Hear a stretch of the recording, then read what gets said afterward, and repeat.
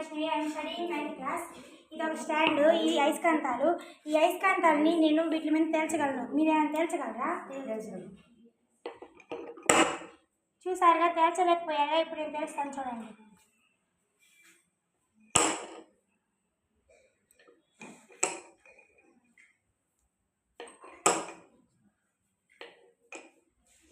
తేలుతున్నాయా? ఇలా తేలడానికి కారణం ఈ అయస్కాంతానికి నార్త్ పోల్, సౌత్ పోల్ అని ఉంటాయండి. దీంట్లో ఇప్పుడు నేను నార్త్ పోల్ అని చెప్పి అన్ని నార్త్ పోల్లో వేసా. ఇప్పుడు ఒకే అయస్కాంతానికి అదే పోల్లో పెట్టి వేస్తే అలా అతుక్కోదు.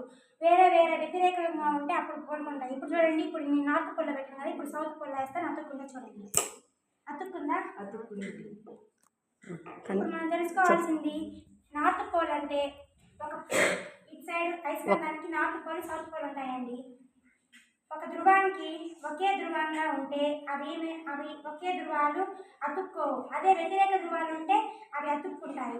దీని గురించి ఒకటి ఎగ్జాంపుల్గా ఉంది.